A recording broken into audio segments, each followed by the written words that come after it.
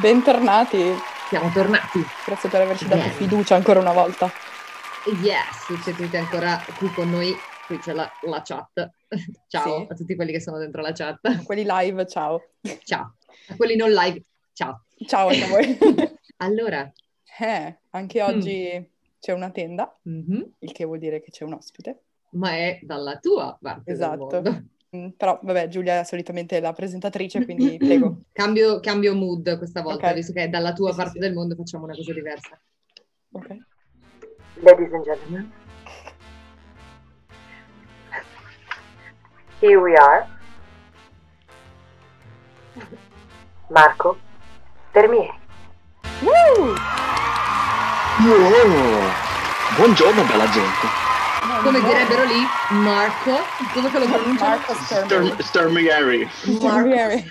A volte quando provano a fare, cioè pensano, lo dico un po' all'italiana, dicono Sturmieri.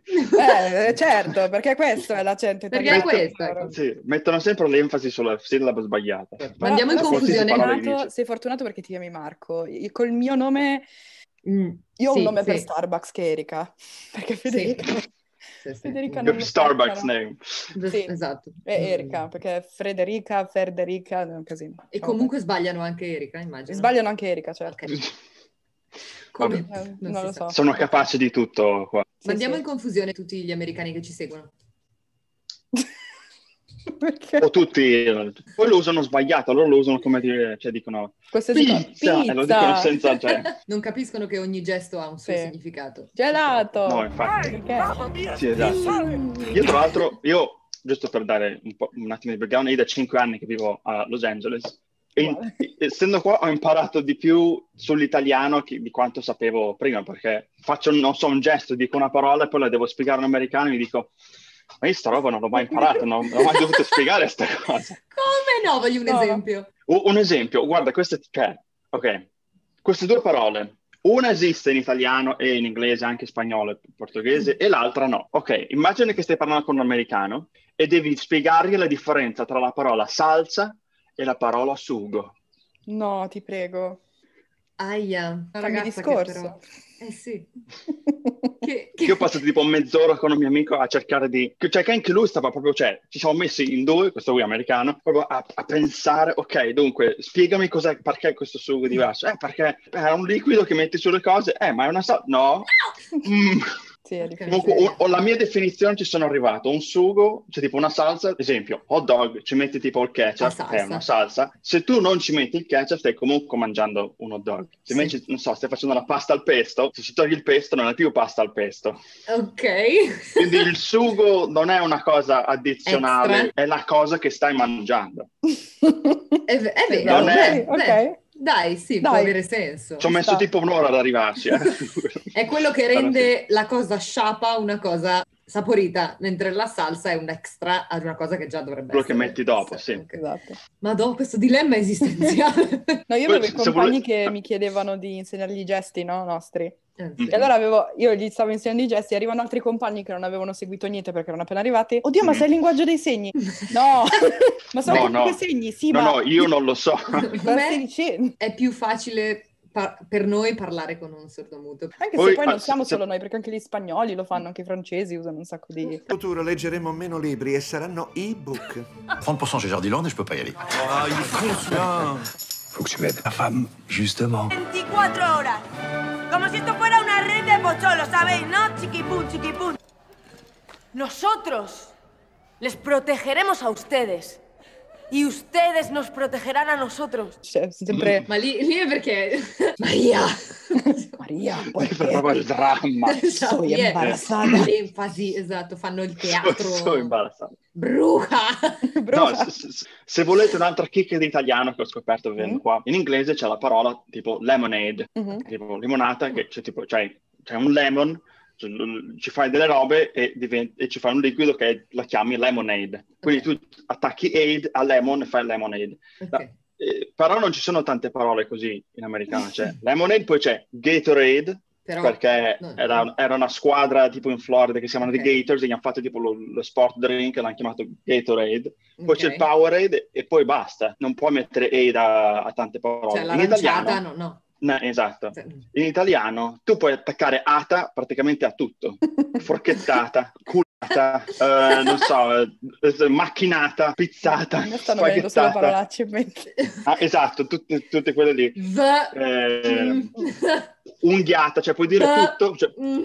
puoi dire praticamente qualsiasi sostantivo italiano, metterci ata davanti e ha senso. È una parola nuova. Cioè io posso anche dire giuliata. Giuliata. No, però in quel caso io adoro perché diventano verbi. Hai fatto una giuliata o hai fatto una... No, è sempre un sostantivo. Sì, Hai fatto una giuliata o hai giuliato in quel caso. Hai giuliato, ok, allora sì. Ok. Quando il tuo nome diventa tutt'altro che un nome, bellissima sta cosa. Sì. Ma raccontaci un po' di te, dai, cosa stai Ok, combinando, questa parentesi di minchiate. la tua esperienza, Esatto, ma sempre da quanto indietro vogliamo partire? ma anche come ci siamo conosciuti tutti e tre, e poi Giusto, cosa stai ok. facendo, insomma, e i tuoi progetti e tutto quanto. Ho conosciuto prima Giulia e poi Federica. Mhm. Io e Giulia facciamo il corso di recitazione, mentre Federica, tu facevi regia, ora sei fatto- arrivata dopo rispetto a quando siamo partiti No, ero noi. lì prima No, di voi. ne stavamo Ah, sì? parlando Ok. Ho prima. iniziato nel 2011. Ho fatto prima regia, poi fotografia, e l'anno che vi ho conosciuto ho fatto make-up. Noi siamo arrivati che lei ok. era l'ultimo anno. Sì. Ok. Cioè io ti conoscevo di vista, ci siamo conosciuti quando mi hai chiamato per fare... Una cosa che non abbiamo mai The- nominato. Sono il Riddler in Rise of the Villains, è lì che abbiamo cementato un po' Cosa? questo, Non ho questo capito triangolo. Come si chiama il progetto? Come Scusa. si chiama? Che non ne abbiamo The, parlato the mai in Rise questi of the episodi. Villains. Oh, interessante. Ah, non lo conosco. No. Mai sentito? Sono mai, quasi subito dopo episodio 2, mi sa. Sì, è stato No, molto divertente. quasi Tre. subito episodio 3. Sì, però dopo che- la tua scena l'avevamo girata prima, mi sembra. Ok, Ti vabbè, avevamo sì, dato precedenza. comunque dopo il 2 mi sono trasferito a Los Angeles per provare a sfondare in questo campo, il campo del movie business. Sono qua da 5 anni, che sono arrivati, sì, era il 2016, quindi ormai sono 5 anni, e da allora mi sono cimentato in un sacco di cose tipo improvvisazione, comedy, insomma ho fatto edizioni. Quest'anno di Covid stavo per diventare un insegnante No, nello studio dove facciamo improvvisazione, però Bellissimo. si è fermato tutto e ciao, vediamo Sì. quest'anno cosa succede. Però sì, questo è un po' l'escursus, diciamo. Bello. no, mi ricordo quando mi hai detto no, Fede, non so se riesco più a partecipare a The Rise of the Villains perché devo andare a LA. Attimo di silenzio. Anch'io. È stata una coincidenza abbastanza Sì, è strana. stato, sì. E tra l'altro, aspetta adesso, perché poi una volta a Los Angeles, tu un giorno, Fede, mi hai chiamato per fare un Per un corto, set, è vero. facevo un padre alcolizzato e c'era una bottiglia di vodka vera come prop sul set e un bicchiere d'acqua. C'era il Ok. bicchiere d'acqua che dovevo bere. Io però, cioè, per fare la scena, ho riempito il bicchiere con la vodka vera e poi mi sono fatto lo shot. Ho tenuto il personaggio, però dentro mi dicevo, ma questa era vera. Io sto Ho fatto morendo. uno shottazzo di vodka secco. Come ci hanno chiesto l'altro giorno in una domanda, è method acting questo. Sì, Questo è certo. method Ma in realtà acting. gli avevo detto, ma c'è veramente la vodka lì dentro? Sì, ma tanto gliel'ho detto che non deve bere davvero. Ah, ok, quindi ero lì tranquilla, Io non ho ricordo assolutamente di non te questa l'avrà cosa. sicuramente detto. E No. l'ho visto e ho detto, Ma no, cioè, il bicchiere aveva un po' d'acqua dentro. Questo quindi, è vero. cioè, dovevi anche rompere un piatto, mi sembra. se dovevo non l'ho fatto, non No, ho questo era il ricordo. suo piatto che però era indistruttibile, quindi tipo lo buttavi per terra ma non si spaccava. E quindi hanno detto, Ho vabbè, va rimosso bene questo perché tanto ricordo. si sente il rumore e non si deve vedere che si spacca il piatto. E mi ha detto, va bene, ok. Se non sbaglio era Subito uno dopo. dei primi semestri dell'università, quindi sì. Forse 2016 proprio. Godetevi la mia Io- ascella che sto cercando di mettere della carta davanti. Non mi ricordo più niente ormai. No. Ah, sì. Vero? Scusate, lo smetto. Vero che sembra un altro mondo Sì. prima del 2020? È come se fosse un'altra vita? Vuoi raccontarci com'è stata questa Ah, pandemia per te, come l'hai vissuta? male. Senza ombra di No, dubbio. in In realtà i primi mesi neanche male perché in quel momento avevo un lavoro proprio normale, mi occupavo di shipping, o di mio Dio come si dice shipping in italiano, non mi ricordo più, spedizioni, Ok, sì. mi ricordo di spedizioni in una farmacia e niente, era part-time prima perché facevo appunto improvvisazione e altre cose, poi è chiuso tutto e questi qua mi dicono oh ma cioè, puoi venire full time? Vabbè, vengo full time. Mi sono fatto il full time di questa cosa qua per mesi, poi verso l'estate hanno dovuto ridurre il personale e mi hanno buttato giù e quindi per me la quarantena è arrivata nell'estate, non a marzo, perché comunque Sì, ero occupato tutti i giorni, quindi però dopo poi mi sono dovuto arrangiare a trovare cose da fare, a riuscire a mantenere la mia salute mentale più che altre cose. Adesso sta riprendendo tutto, sono vaccinato. Beato te. E per questa cosa dell'insegnare non si sa più niente, è proprio chiuso o c'è la possibilità di ripartire? Tra qualche mese magari chiedo. Penso che la California riapra del tutto o questo mese o il prossimo. Quindi comincerò a parlare, Comunque, insomma, a richiedere. Se ne riparlerà, ok. No.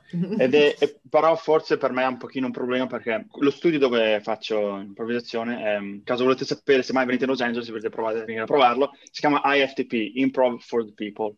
Lo mettiamo. E c'è proprio il proprietario che è l'insegnante, diciamo, capo. In questi ultimi anni ha assunto 2 o 3 che fanno lezioni anche il resto della settimana, però nessuna di queste lezioni è sono tutte per maggiorenni praticamente. Okay. E mi ho chiesto, ma non fate... No, prima di chiederlo comunque hanno sempre detto no, noi non vogliamo prendere i ragazzini perché non si sa mai... Hanno PTSD da quello che è successo a James Franco probabilmente. Cosa è successo a James Franco? Aveva studentesse minorenni con le quali ci ha anche provato e l'hanno denunciato, quindi ha chiuso la scuola. James Franco ha sempre avuto un aspetto un po' dubbio, sleazy per dirlo, per entrare un verbo all'americana. E niente, un giorno gli ho proposto, dopo uno spettacolo, ma se volete fare un corso con i ragazzini, insomma, lo posso fare io, ho anche esperienza essendo un capo scout, insomma, con i ragazzini ci so fare. E stavo per partire proprio questa cosa qua, perché era tutto quei più giovani. Una sezione che loro non prendevano. Il problema qual è adesso? Che i vaccinati sono dai 16 anni in poi. Sì. Non ti vaccini se sei più giovane, quindi non so quando ripartirà per quella ragione. È vero anche quello. Sì, anche perché almeno qui è obbligatorio dai 12 anni, quindi vaccinarsi, quelli più piccoli non serve, e quindi però non si sa quando lo faranno, quindi E qua mi sa che non lo danno proprio se sei più giovane di 16 anni, se ho capito bene. Magari ho capito male, perché... No, mi sembra di aver sentito... C'è uno degli attori di un progetto che ho diretto che ha 16 anni e ha detto no, io devo aspettare l'anno prossimo per farlo, mi ha detto. Sì, comunque andrà sì. Che vive ancora a LA. Lo speriamo, perché con la mia compagnia teatrale abbiamo fatto... una parte della mia compagnia teatrale, 5 poveri disgraziati, abbiamo fatto una lezione con Marco di improvvisazione. È vero? Sono tutti qui, tutti mi hanno chiesto più volte, ma lo rifacciamo? Ma quando torni in Italia? Tornerò. E allora stiamo appena posso. Quindi è molto bello. Improvvisazione è una delle cose che mi porto di più nel cuore dalla Teatribù. Ce l'avevamo anche di regia lui. È un ganzo. Una volta avevo i capelli lunghi e infatti i miei capelli dal primo Riddler, come si dice? Enigmista. Era il mio taglio di transizione, parlando di quell'episodio lì. Che è l'unico episodio in cui parlo, vero? Ho delle battute nell'episodio 2. Nel primo parli, nel secondo pure. Sì. No, nel primo no. Sì. Nel primo non parla. È l'unico che parla dei vostri. Già la battuta all'inizio. Ok, no, pensavo, esatto. Sì. Cioè, allora, non è colpa di Federica, non è colpa di Giulio, non è colpa di nessuno. Però in quell'indovinello lì finisce praticamente che dico la parola stolto, che è una parola che io personalmente odio tantissimo. Perché? Non è una parola che la gente usa per davvero. No, chi nella tua esperienza ha mai sentito dire la parola stolto? La usano nei fumetti. L'abbiamo cercato nei fumetti, lo dice spesso l'enigmista, proprio come termine. Lui è molto antico quando parla, quindi... Perché parla per enigmi, per cui queste parole quindi sono... usa parole molto ricercate. Quindi appunto, io però, non sapevo bene come dire questa parola, perché come faccio a dire questa parola senza sembrare un alieno che è appena arrivato sulla Terra e non sa bene cosa sono i sostantivi? E io mi ricordo che l'unica cosa che ho provato a fare è cercare di tipo, l'ho detto con i denti chiusi perché non sapevo dove mettere la mia faccia per dire questa parola.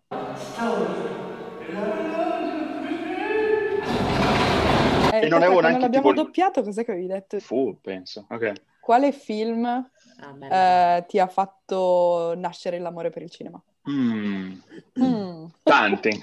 Non c'è una risposta sola. C'è qualcuno, anche qualcuno di voi, è riuscito a dire una risposta sola, tipo, questo film? Sì. Federica sì. Penso che Guerre Stellari ha avuto sicuramente una grossa impronta su... Il fatto che lui abbia detto Guerre Stellari fa capire il periodo in cui è nato. Allora, in realtà specialmente ultimamente, stavo sviluppando un senso di se c'è una parola in italiano dovremmo usare l'italiano, non usare, mi fa star male. E, collegandoci di nuovo a Guerre Stellari, un'altra parola è disturbing. Quando Darth Vader dice I find your lack of faith disturbing. Che in italiano dici irritante. Che non è la stessa cosa. Sì, è disturbing. Annoying non ce l'abbiamo in italiano. No, anche annoying è vero. No, annoying è irritante, io lo tradurrei come irritante. Irritante non è una parola che uso normalmente, quindi annoying non mi viene... Secondo me dipende anche da come astioso. Esatto, dipende anche da come siamo abituati. Perché irritante anche a livello onomatopeico ti dà l'idea di qualcosa di molto fastidioso, mentre annoying è più... Sì, esatto. Dopo 5 anni effettivamente che parlo solo ed esclusivamente inglese, e mi dispiace questa cosa, però quando devo parlare in italiano e non mi viene un termine è un casino. Ma io ho osservato che ci sono certe parole o idiomi o espressioni che insomma catturi da una lingua e poi tipo il tuo cervello vuole continuare a usare quelle cose lì e poi ci mette un po' tipo io ho scoperto che stando 3 mesi in Italia, 3 mesi era quasi abbastanza tempo per praticamente togliere tutto l'inglese e riprendere tutto l'italiano.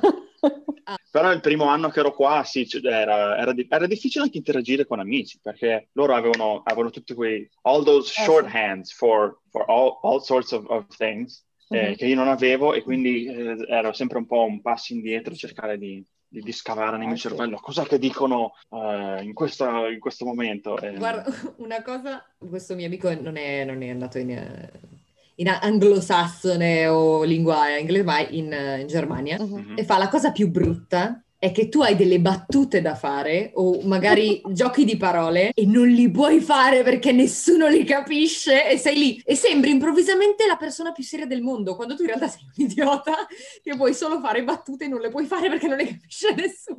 Tornando tipo a 20 minuti fa, che diciamo su cosa mi ha influenzato. Sì, Guerre Stellari. Vuoi dirci anche perché? Cioè che cosa ti ha... Sì, esatto. Intanto ho visto un sacco di retroscena, ma c'è proprio tantissimi. E secondo me quello è come per voi, quello sicuramente influenza tantissimo. Vedere come fanno certe cose, the effort. Sì, ci mettono dentro. No. Allora io traduco, voi parlate, io traduco. La fatica. È più lo sforzo quasi che fatica. E poi, ma in realtà poi un'altra cosa che mi ha influenzato specialmente a me era, allora, i miei zii americani avevano delle telecamere, si sono messi a fare una finta produzione di una TV locale. I miei zii, mia madre e la mia famiglia americana sono cresciuti in una piccola città in Texas e c'era la stazione TV locale. E allora loro così proprio per divertimento si sono messi a girare tipo dei skit, dei pezzi tipo pubblicità o piccoli pezzi di programma, facendo le parodie di produzioni trash da TV locale. Questo è proprio gli anni 70, proprio, cioè proprio con le VHS proprio. Wow. E abbiamo ancora questa vecchia cassetta con tipo 2 ore di roba sopra, cioè una roba lunghissima. E c'è pieno di jingle, di pubblicità, e di non so, di programmi stranissimi, anche tipo si mettevano a fare le televendite e vedere persone che conoscevo sullo schermo facendo persone che non erano loro, e questo lo vedevo che tipo avevo 3 o 4 anni, cioè proprio l'ho visto subito. Secondo me anche quello mi ha dato un grosso input, perché proprio ho sentito posso essere la persona nello schermo. Sì. Esatto. Bello. È vero, guardare i backstage e vedere come fanno le cose ti fa venire voglia di farle. Infatti a me è successo lo stesso con Jurassic Park, come l'ho visto ho detto ok, Ma perché capisci che non è impossibile, cioè c'è Esatto, solo un gran sbattimento dietro, però capisci che Puoi quelle portarti cose dietro i qualcuno le dinosauri. fa. C'è un modo per arrivare lì a fare quelle Mhm. cose. Ricordo che avevo Sì. questa cassetta del Re Leone e alla fine si vedeva come avevano animato ad esempio gli Gnu, che era un misto tra cartone, sketch e Li vedi. primo rendering in computer. Bellissimo. Sì, è vero che sono... Che si si vedeva capisce tutta che sono l'anima degli Gnu renderati. che scendeva, cioè, che sono muovono. renderati, bellissimo. Io mi ricordo ancora di Jurassic Park, quando ci sono tutti i Gallimimus, che ci sono loro che guardano e avevano fatto il cono di luce, cioè il punto Sì. di fuga, per mettere esattamente il dinosauro dove loro guardano quando girano la testa. E io Sì, dico, sì, spettacolo. Fai anche stand-up comedy, com'è nato l'amore per la comicità? Allora, è più l'amore per la comicità, perché stand-up in realtà non l'ho fatto tantissimo, ho fatto molto più impro, però, no, come parlavamo prima di Andy Ferrari, il nostro Andy, di come ci ha guidato, ci ha fatto crescere, ciao Andy. E già dalla scuola avevo colpito molto questa art form.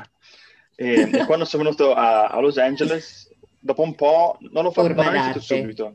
Forma d'arte. Io traduco. Bravo. Dopo tipo un anno cominciavo a mancarmi, volevo fare qualcosa del genere. E a Los Angeles ci sono tipo, probabilmente Federica le conoscerà, però a voi in Italia non le conoscete, c'è la UCB, c'è sì. in pratica la comedy house proprio top Che di sono? Los Angeles. Explain. Club dove tipo un Il piccolo club dove puoi teatrino. provare a esibirti, quello che qua è lo Sì, Zelig esatto. più o meno. Da noi è caffè teatro. Caffè teatro, Dove cioè, fanno... a Busto? C'era anche? Groundlings, si chiama Groundlings. Questo non lo È conosco. uno studio famosissimo, è aperto da forse gli anni 60, 70 sicuro, 60 forse, non mi ricordo. Però da lì sono usciti tutti un sacco di comici che poi sono andati su Saturday Night SNL. Live.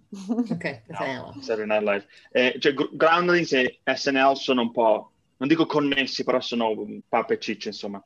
Insomma, se vai lì è quasi garantito che vai ad SNL. Sì, quasi. Ho detto quasi. In quei grossi studi, established comedy house di quel tipo lì, se fai un corso di improvvisazione è tipo Improv 101, in cui hai tipo 6 sessioni, in cui poi lo finisci, poi finisci 101 e poi inizi Improv 102. E c'hai tipo 6 sessioni. Non ho capito però... perché c'è questa voce da aeroporto che fa le cose. Tipo, i corsi in inglese, i corsi universitari. Il corso proprio base 101 sarebbe proprio come si fa proprio... Sì. O 102, 103, 102, e poi quando tipo fai l'anno successivo tipo 201, 202, eccetera.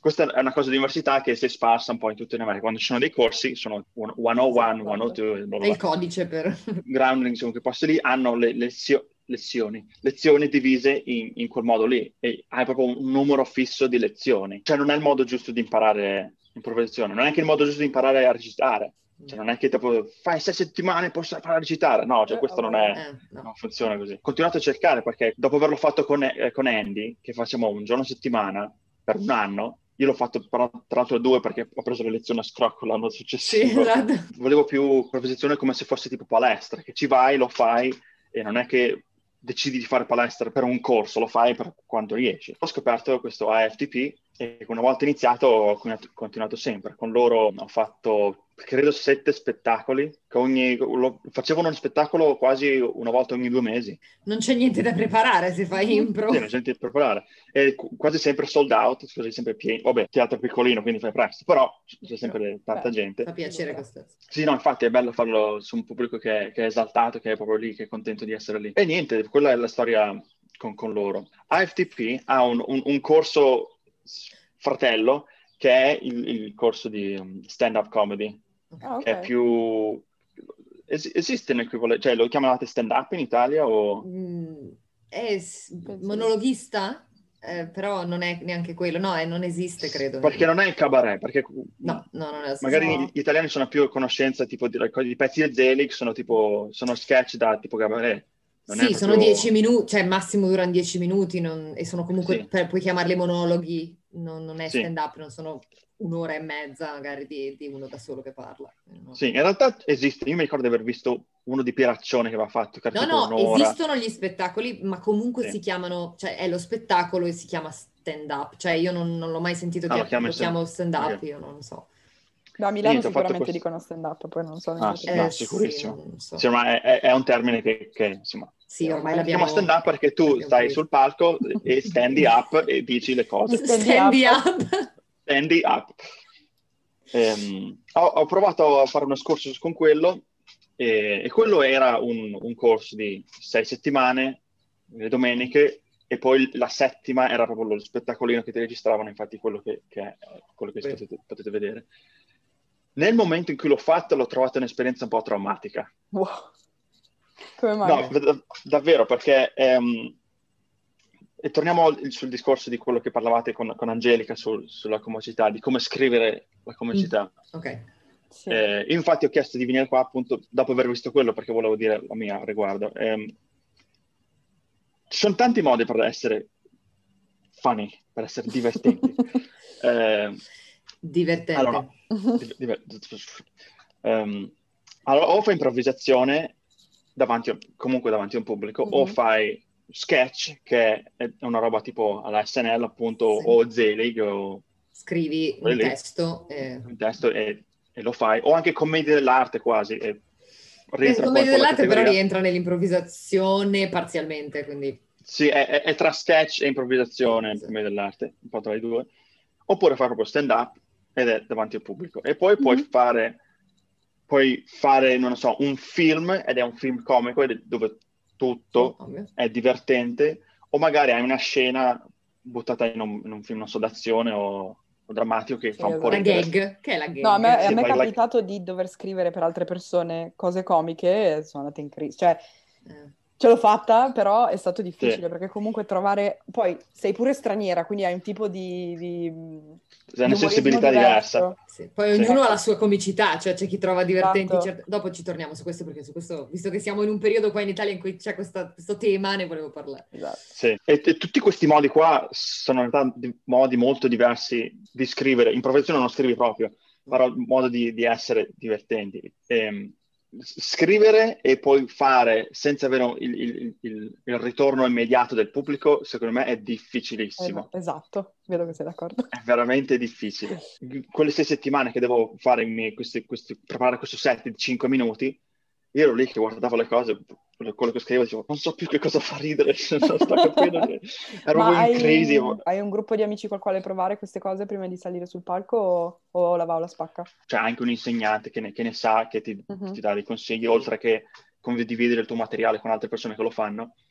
Oppure vai tipo in una open mic night, dove le open mic night sono in una comedy house, appunto, vai lì e dici, ok, io mi metto per le 8:30, ok, fai il tuo pezzo di 10 minuti alle 8:30. Per far capire il pubblico, è quello che si vede che fa Joker nel film Joker. Esatto. Che non ride nessuno. Esatto. Joker va in una open mic night e dies on stage, muore sul palco. Esatto. Questo è il termine tecnico. Sì, quando ho fatto quel pezzettino, il mio set, è stato proprio un parto, è stato difficilissimo. Adesso che lo riguardo anni dopo, sono molto più contento, cioè sono meno traumatizzato, perché effettivamente ci sono delle battute che fanno veramente ridere e sono contento di esserci riuscito. Sì, è vero. Nel pezzettino ho fatto la battuta che sono alto un certo numero di erezioni. And I am a tall Italian. I'm 196 centimeters tall. Now, I know that some of you might not know how much that is exactly. So let me describe my height using something that you're more familiar with. I'm about 10 boners tall. E le persone che sono venute dopo di me continuavano a citarmi, tipo c'era una ragazza abbastanza alta che non aveva questo, cioè non è che mi copiava nel pezzo, però è venuto dopo di me e ha buttato lì la battuta, io sono alta 8, cioè, e mi ha citato. E quello che è venuto subito dopo di me aveva portato, la Ice House, quella sala lì, aveva tipo 60 posti ed era veramente piena, perché questo tipo qua ha portato tutti i suoi amici, ma cioè tutti. Cioè 40 persone di tutta quella sala lì erano i suoi amici. Allora per questo gli hanno dato il posto finale, proprio alla fine, così poteva... avere la sua standing ovation finale. Poteva smagheggiare, scherzare con i suoi amici. E c'era una sua amica che cominciava a sfotterlo, tipo c'era un avanti e indietro. E lui per chiudere gli ha detto, sentite che si alza a 4, 6 passi. Vuol dire che funziona, vuol dire che è apprezzata e fa piacere sicuramente. E mentre lo scrivevo era veramente difficile capire appunto su cosa ridono, su cosa non ridono, e tu pensi, ok, ho 5 minuti da scrivere, proprio scrivevo e leggevo e proprio mi contavo col timer quanto però non funziona così, perché devi sentire le pause nel pubblico tantissimo. Quello che non ti rendi conto di quando magari scrivi stand-up, perché ti appoggi tantissimo al pubblico. Cioè, metà di quello che fai è reagire col pubblico. E tu hai mai fatto teatro proprio sul palco? Commedie sul teatro? Quello che abbiamo fatto nella scuola. No, perché noi... Cioè, per la roba seria, insomma, questo sì, che riferisci. No, questa cosa devo dire che aiuta tantissimo quando fai teatro, perché a parte che se non è ovviamente un teatro dove non puoi uno spettacolo dove non puoi cambiare il testo perché è Shakespeare, perché è Pinter, perché ok. Se sono commedie che trovi o scrivi, quando stai facendo le scene in prova, esce una battuta che non c'è e lì ridono tutti e lì hai la prova. Ok, funziona, mettiamola, inseriamola. E andando qua e facendo lo spettacolo effettivamente col pubblico, lì un pochettino cominci a capire che il pubblico, quanto è importante il pubblico, perché quando fai la battuta non puoi cominciare a parlare subito perché stanno ancora ridendo oppure applaudono e quindi devi sapere... Per cui questa cosa delle tempistiche facendo teatro ti aiuta a trovarla, però è chiaro che quando stai scrivendo una cosa, un monologo tuo, dici se non ridono... Sì, se non ridono... No, questo era proprio il terrore, tipo, ok, questa è la battuta, e se non ridono cosa succede? Continuo ad andare avanti. È stato bello... E una volta che l'ho fatta era bello vedere... le battute che sapevo che funzionavano sono funzionate, poi c'erano altri momenti che non sono funzionati e io cioè, morivo dentro il momento, e altri invece che hanno funzionato tantissimo, io non sapevo che questo faceva ridere, invece è vero, era proprio, che ci sono cose che fanno ridere e non pensavi facessero ridere. Esatto. Questa farà riderissimo, non ride nessuno, questa è una cazzata, ridono tutti. Esatto. Perché lì sì, non devi sottovalutare assolutamente il pubblico, perché ti aiuta tantissimo. Quando scrivo mando ad amici che so che sono onesti, perché c'è l'amico che dice no è bellissimo, sì ok, no, lo mando a gente che è onesta oppure gente che comunque fa il mio stesso lavoro e quindi ho un feedback positivo. Corposo. Se funziona, se non funziona io lo dico, insomma. Però la cosa bella invece di, come avevo detto nella puntata con Angelica, di registrare in un soundstage dove ci sono anche persone che ti guardano, quindi c'è un pubblico reale che reagisce, è bellissimo secondo me, perché hai subito quell'impatto che comunque se stanno ridendo qui rideranno anche a casa quando lo vedranno. Esatto, sì. Quindi quello è molto importante sotto questo. Bello, devo dire. Infatti adoro, scusate, è una cosa che io amo alla follia. Di recente mi sono rivista Will e Grace e ci sono le gag reel su internet. Ed è bellissimo perché ci sono loro che ridono e si sente il pubblico che davvero oppure fanno qualcosa. A un certo punto, non mi ricordo in che episodio, Jack la giacca gli si chiude nella porta mentre sta uscendo e loro restano lì a guardare la giacca e a vedere se lui rientra per tirarla fuori e c'è il pubblico che ride. Poi nell'episodio non c'è la scena, però... il teatro che si mischia al cinema, questa cosa secondo me è un sogno, perché vuol dire mettere insieme due cose che sono diverse però riescono a convivere perfettamente in quel momento. Invece se non fai queste cose e sei come me, ci sono i pre-screening dove inviti le persone, se non ridono togli quel pezzo, se ridono lo lasci. Mamma mia, quello lì devi essere bravo anche a scegliere chi guarda, perché devi avere varietà, se no... Sì, no, ci sono dei posti dove tu prendi degli accordi. La gente va appositamente per dare feedback e tu fai lo screening del tuo lavoro e la gente ti lascia per scritto dei commenti. Mi ricordo un film, non mi ricordo assolutamente il titolo, con Bruce Willis, Sean Penn... dove lui fa fanno questo film, nel pre-screening la scena, il cane, sparano al cane e tutti dicono no, assolutamente il cane non deve morire, il cane non deve morire, vabbè. Nel finale del film, non so se lo vedrete mai, non mi ricordo neanche il titolo, per spregio il regista lascia la scena del cane che muore. Perché un cane Bruce Willis. Sì, ma è un Che film è? Adesso te lo cerco. Cioè Bruce Willis che ha il barbone, Bruce Willis fa l'attore, forse fa anche se stesso, adesso non mi ricordo più.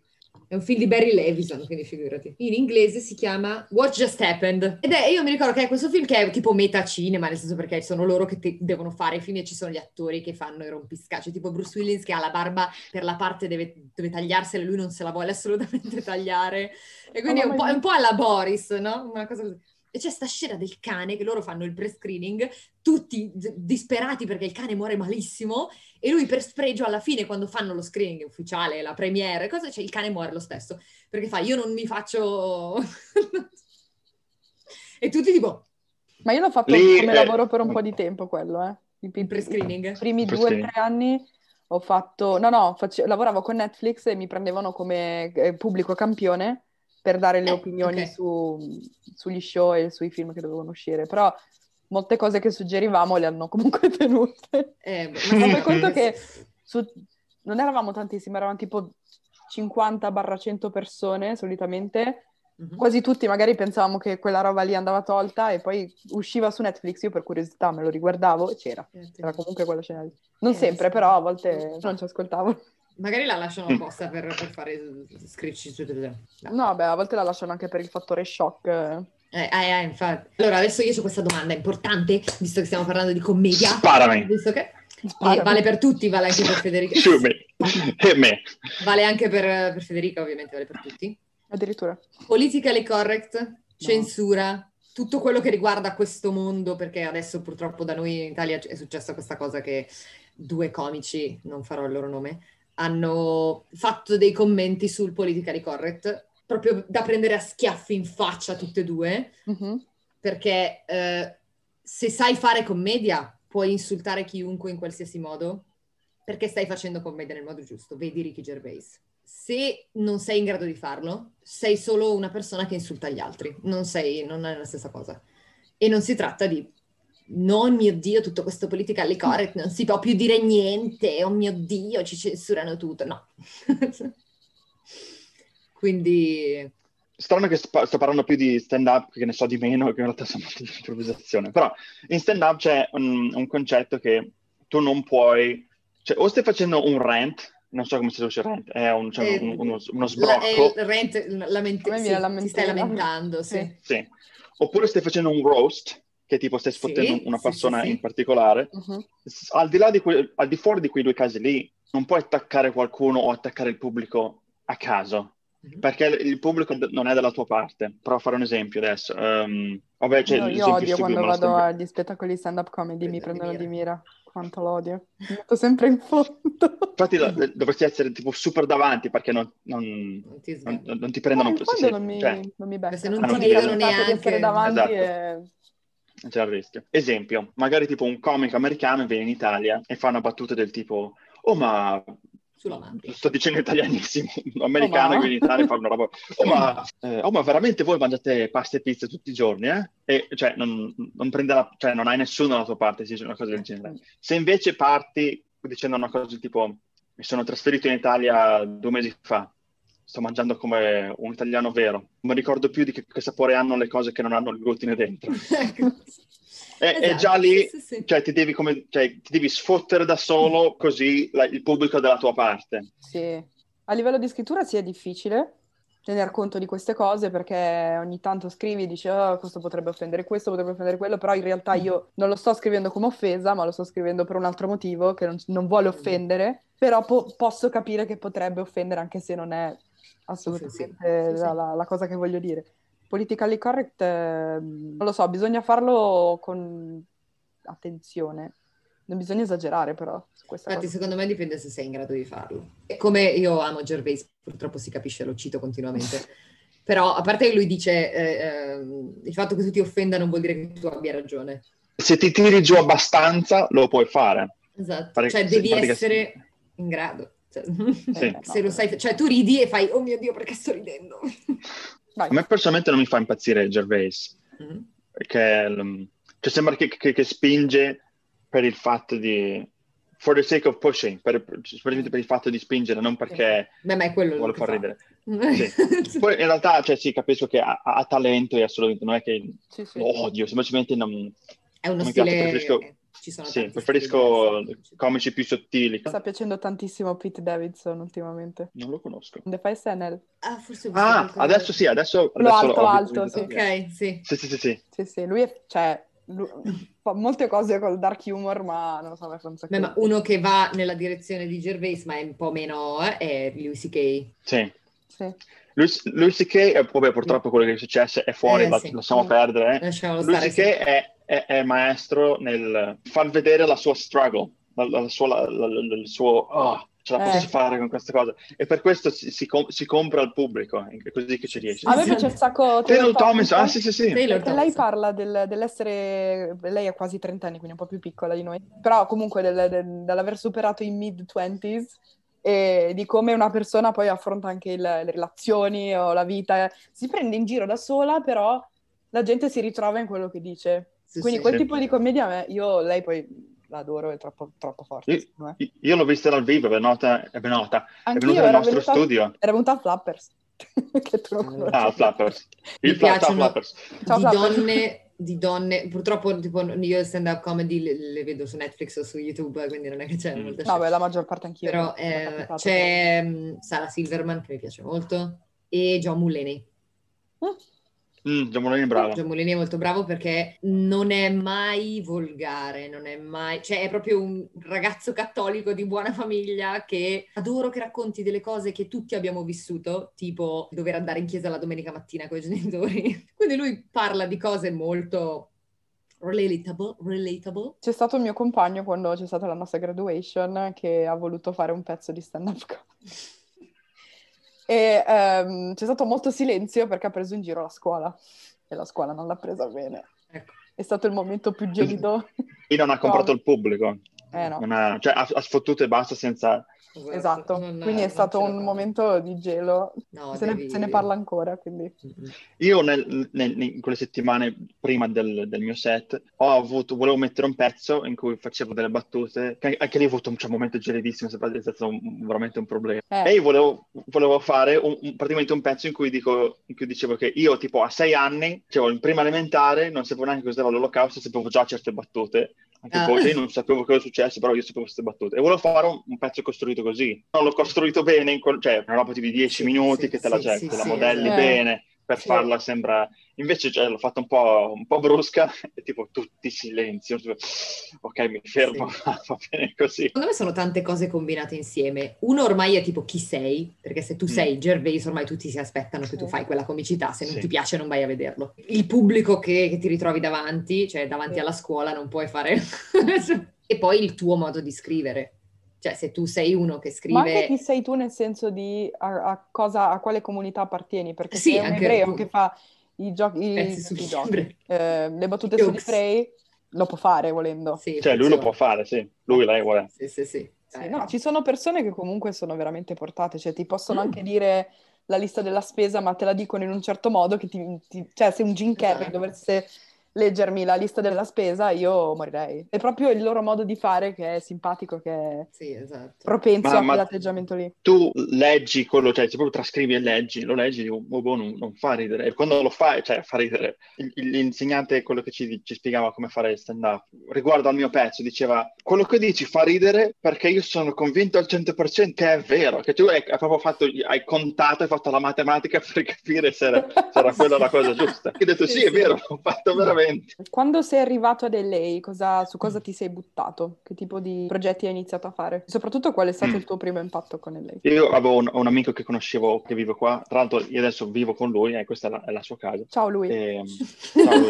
Tipo il terzo giorno che sono atterrato mi fa, vado a girare un matrimonio, vieni con me a darmi una mano. Tipo, ok, abbiamo girato un matrimonio proprio così, tipo giorno 3 letteralmente. Dopo di quello ho cominciato a fare edizioni, ho cominciato a fare comparse, mi ero iscritto a un'agenzia di comparse. comparse, ho mangiato delle cose, perché quando vai a fare la comparsa, ho fatto la comparsa in Grey's Anatomy.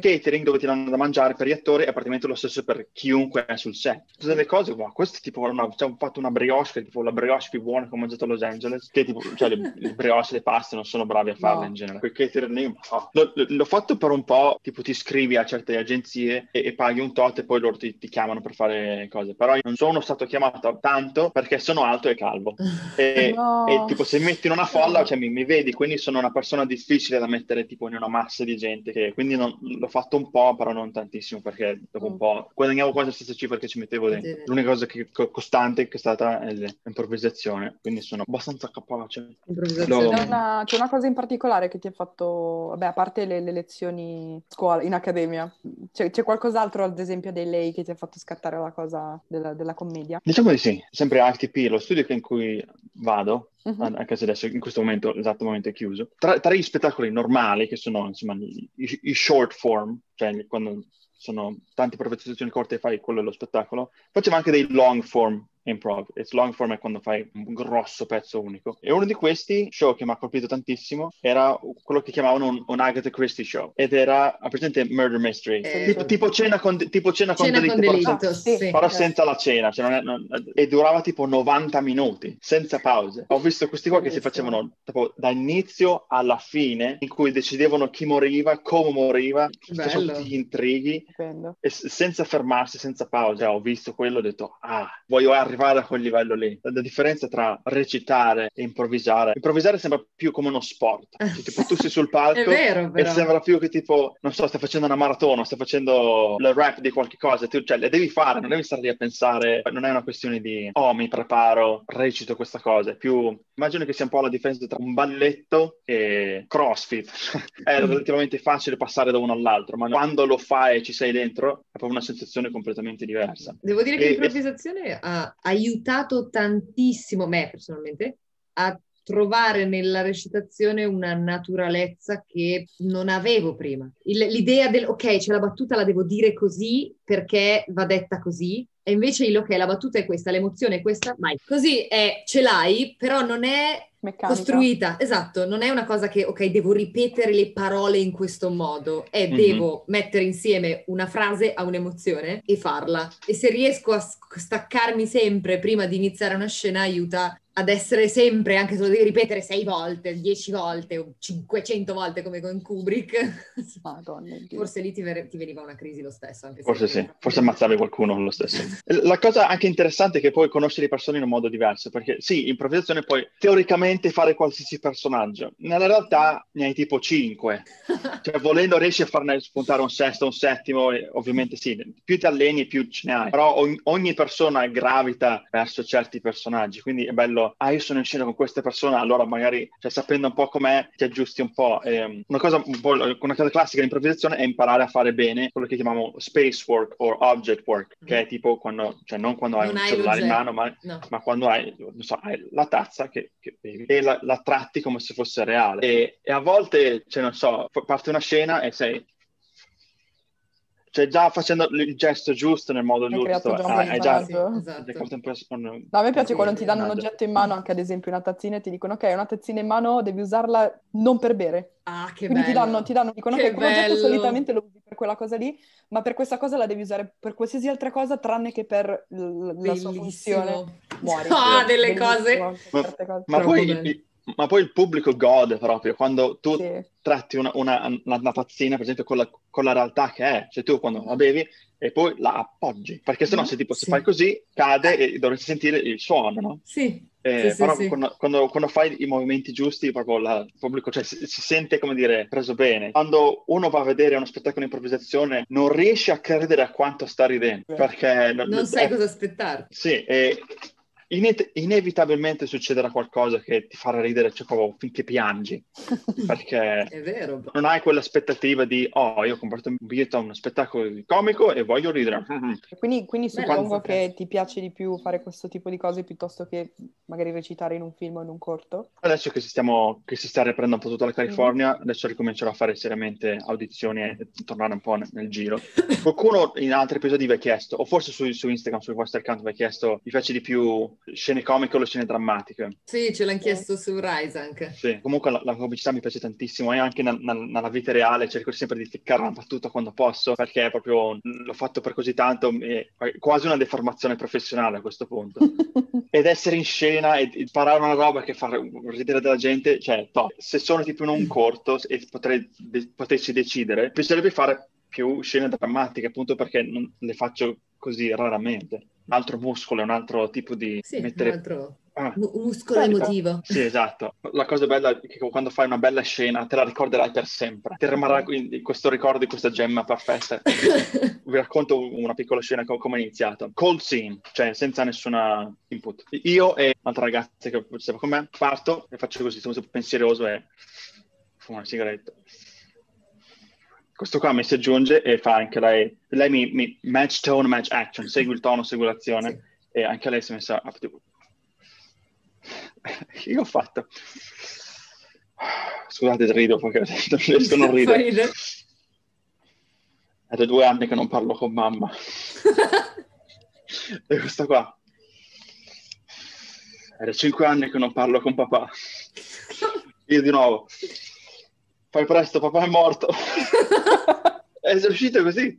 Me la ricorderò per sempre questo qua perché è bellissimo. Però anche quando vuoi fare una scena drammatica devi partire in un modo molto realistico, perché appena la spingi un po' di più fa spisciare. Diventa comica. Quali differenze hai notato oppure cosa ti manca dell'Italia o quali differenze hai trovato a livello professionale tra i due mondi? Qui certe cose sono trattate come dei mestieri.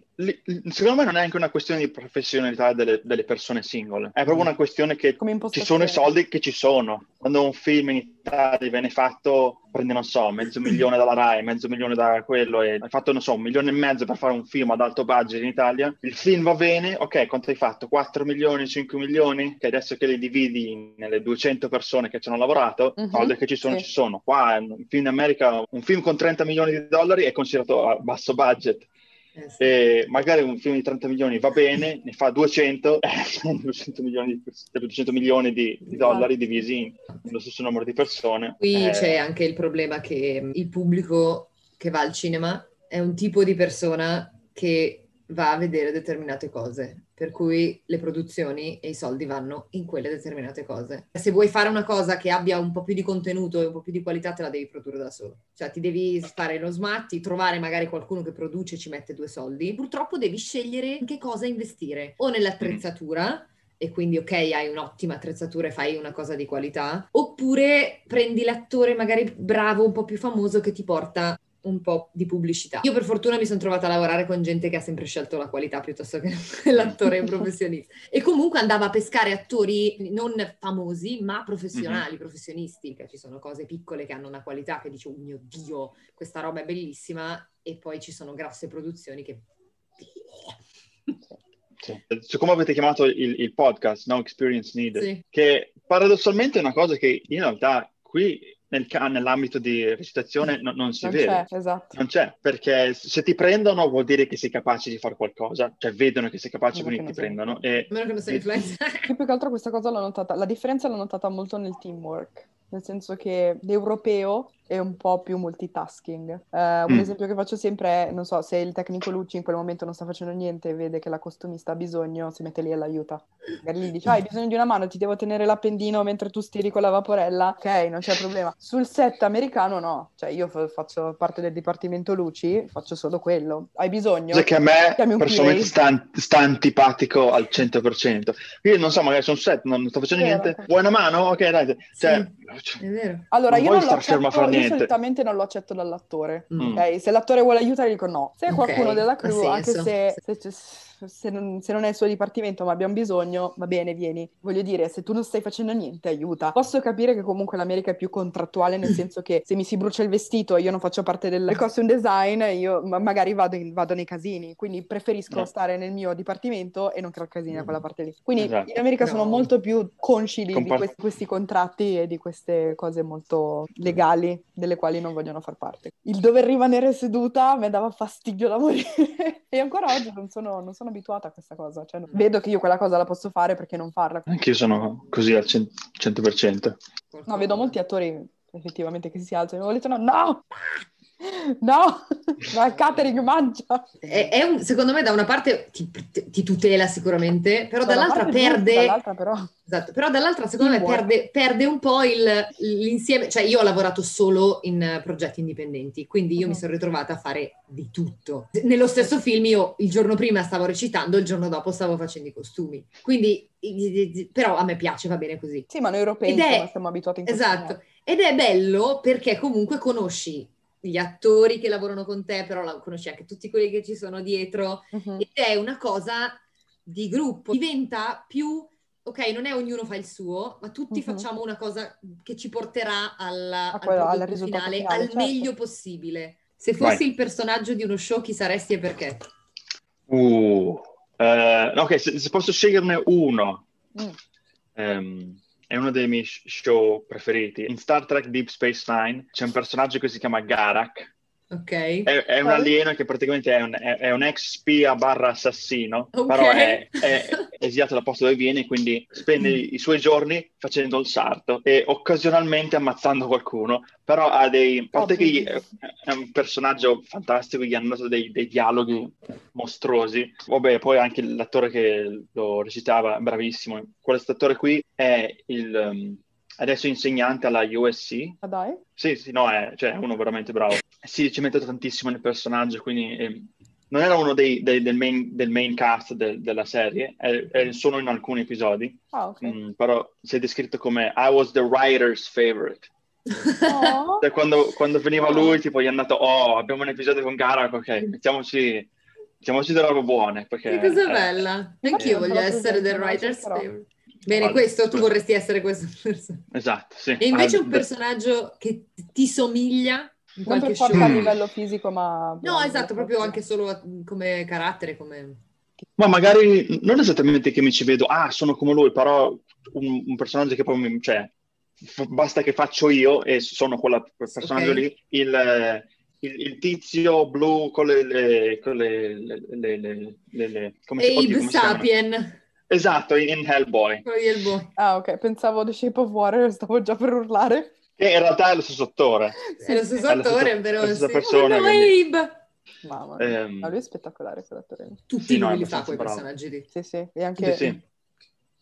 È vero, è anche sempre lui, sempre lì. Sì. Che faceva Crimson Peak, che è sempre di Del Toro, tra l'altro, quello con Tom Hiddleston che fa quello col fantasma con la... Ah, sì, è lui, sì. Lui. Ah, quello che tipo c'è la neve quello rossa. Che c'ha gli occhi grossissimi. Sì. Fa quello Non lo ricordo poco quel film lì, però sì. No, anch'io mi ricordavo però ce l'ho presente. Parlando di Tom Hiddleston, un personaggio come Loki sarebbe bellissimo da fare. Ah, divertente. Sì. Speriamo che la serie sia all'altezza. È vero, sì. Del trailer, cioè quando hanno detto c'è la serie Loki, bello. Poi ho visto il trailer, mi è convinto un pochino meno. Rispetto a quello che è Loki come personaggio, sia mitologico che nei fumetti, che fa di tutto, cioè trasforma le macchine in gelati, ha relazioni con capre, cavalli, lupi, cioè qualsiasi cosa. Si sono spinti invece su una cosa un po' più action movie style, dove lui deve fare la spia di queste cose qua. Come ti vedi tra 10 anni? Oh, cacchio. 10 anni sono tanti. Ci vediamo tra 10 anni e riguarderemo sì, questa esatto. puntata. Sì, esatto. Non lo so, Fede. Cioè, io sto cercando di arrivare la settimana prossima.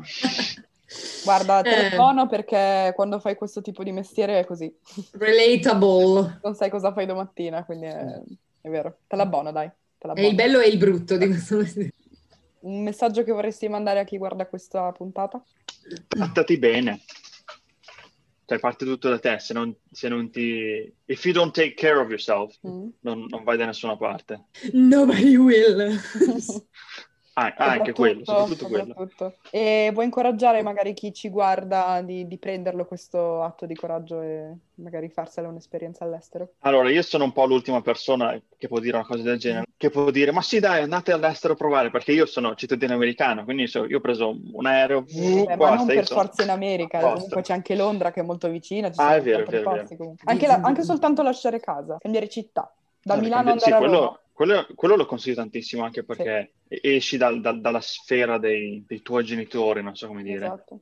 da quello che conosci normalmente, già provare a costruirti una vita, a trovare nuovi amici, a trovare il tuo ritmo, non soltanto un nuovo ritmo, ma quello che è veramente tuo, ti dice tantissimo di quello che puoi fare e quello che vuoi fare. Quindi sì, cambiare città, provare. In Europa puoi andare in qualsiasi posto, puoi andare in Germania, puoi andare in Spagna, puoi andare in Norvegia, puoi provare qualsiasi di queste città. Fingers crossed. Fede, qual è il tuo cinema preferito a Los Angeles? Io ho proprio sotto casa la AMC 16. Quindi vado lì. A me stanno un po' sulle balle però perché costano un casino. Lo C'è un so, biglietto però costa $18, almeno ma è vero, però hanno le agevolazioni studenti che io ancora uso. Mi piace moltissimo il Capitan, ho visto l'ultimo Star Wars lì con l'orchestra. Sono morta fortissimo perché cioè quasi mi è piaciuto di più l'intro con l'orchestra che tutto il film, perché è stata un'esperienza, cioè quel tipo di esperienza insomma che non trovi tanto in giro. E poi l'Egyptian Theatre, perché sono andata a fare la maratona del Signore degli Anelli. L'Egyptian Theatre che fa i film vecchi è troppo bello, ci andavo spesso. Per te invece? Il Cinerama è bello, quello col dome, con la cupola sopra. Chinese Theatre. Ah, ok. Bello. Quello per le premiere, bellissimo. È un film o una serie TV da suggerire? Guarda, io di serie non ne guardo tantissime. Vabbè, può essere anche io guardo tipo film e guardo un sacco di YouTube. Ok, suggerisci sul canale. Quante piscine hai visto costruire dagli indiani? Piscine degli indiani. Visto che li guardate anche tu ogni tanto così. Tutti li guardano di notte alle 2 perché ti ritrovi a guardarli. Stando in tema di tutto quello che parlate voi, anche movie business, un canale che consiglio assolutamente, Patrick H. Williams, che vi ho fatto vedere anche a voi. Quello sì, quello che fa le critiche dei film. Che magari parla di un argomento, tipo scenerazione o tipo c'era fumetti e citava i vari... Sì. Se volete un canale di secondo me l'apice di quello che YouTube è un canale che si chiama Value Select. Se volete partire come primo video di guardare di Value Select, dovrete guardare Fish Hunt, tipo caccia al pesce. Ha vinto tutto con la persona. E questo tipo qua che fa le sue canzoni, fa i testi, canta, recita, fa più personaggi, tutti in video che fa lui, cioè fa tutto lui, e sono delle perle, delle gemme che sono fantastiche. Io su YouTube guardo IMR Tales e sono delle storie tipo dell'orrore, oppure che hanno un tema, tipo Tinder Horror Stories, e c'è gente che racconta che cosa gli è successo con Tinder, però è roba animata, quindi è un ragazzo che studia animazione, quindi al posto di esserci l'attore, adesso c'è l'animazione, insomma, quindi quello è molto carino. E poi stavo cercando... Sì, sono fighi. E stavo cercando un canale che non mi sto ricordando come si chiama. Ah sì, Film Courage, che però è più tecnico, tipo... Film Courage, che insomma ti spiega un po' come, ad esempio, come scrivere una sceneggiatura o ti suggerisce anche film da vedere a seconda dei vari topic ed è molto carino, però quello ogni tanto, nel senso perché poi dopo un po' diventa pesante, perché sembra quasi come andare a scuola.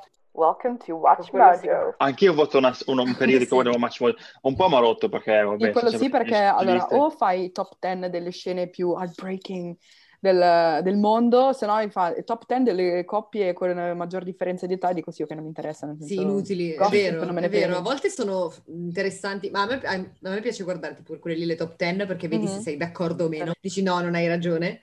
Spesso le cose che mi piacciono le mettono nelle honorable mentions, non le mettono mai nella classifica, dico ma perché? Guarda, a me piace guardare anche moltissimi video dove fanno critiche di film, critiche di cose anche appena uscite, perché capisci quando seriamente fanno delle critiche costruttive o complimenti, dipende, perché lì ti rendi anche conto del tuo parere, che valore può avere, oppure se sei d'accordo. Un film che voglio vedere, che lo guarderò a breve con dei miei amici, The Sound of Metal. Il film del batterista di metal che diventa sordo. Quello lo voglio vedere assolutamente. Io poi sono... Cos'è che ha vinto agli Oscar? Ha vinto i Golden Globes, mi sa. Non ha vinto ma gli anche Oscar. Qualcosa agli Oscar. Premi Oscar, miglior montaggio, miglior sonoro. Indovina perché lo so, perché il regista è il miglior amico di Misha Collins. Chi è Misha Collins? Oh no. 6 hours later. Jojo Rabbit mi è piaciuto tantissimo. Quello l'abbiamo anche citato. Fantastico. Sono riuscita a vedere frammentatissima, quindi spero di aver capito tutto, la seconda stagione di The Alienist. Ok. Quella mi dispiace tanto che abbiamo cancellato tutto, perché è veramente un bellissimo telefilm. Daniel Brühl è veramente nella stratosfera. Dakotina anche molto Dakotina che non è più Ina, ma è sempre Ina. E basta. Consiglio quello, che tanto sono solo 2 stagioni, sono 10-18 episodi in totale, figo. 20 al massimo. Quello top. Tu hai visto qualcosa di nuovo? Ma stavo recentemente parlando con un'amica con la quale sono andata a vedere The Goldfinch un paio di anni fa, forse anche di più, quindi lo volevo suggerire. È un film con Nicole Kidman, Ansel Elgort e Finn Wolfhard. Mi è piaciuto parecchio, molto bello. Pensavo fosse una storia vera, invece no, sono rimasta male, perché è molto carino, molto reale come film. Se qualcuno è fan di Stranger Things vedrete un Finn Wolfhard molto diverso, perché è già più grande ed fa anche un personaggio più maturo. Secondo me il ragazzino è fantastico, troppo bravo. Allora, è stato un piacere, è stato un piacere. Piacerissimo. Piacerissimo. È stato bello rivederci. Esatto, Sì, esatto. Almeno così ci rivedremo riusciamo a parlare persona. solo così, riusciamo a... Sì. Dai, speriamo di vederci presto. Esatto, di riuscire a vederci. È stato un piacere. Piacerissimo. Sì. Ciao a tutti. Ciao alla live chat. Non so da me Ciao, cosa live che chat. per te. Ciao live chat. Io Ciao non vedo. a chi sta commentando sotto. Hanno detto qualcosa? Io non vedo niente. Vabbè. And... Cut. It's a wrap, girls!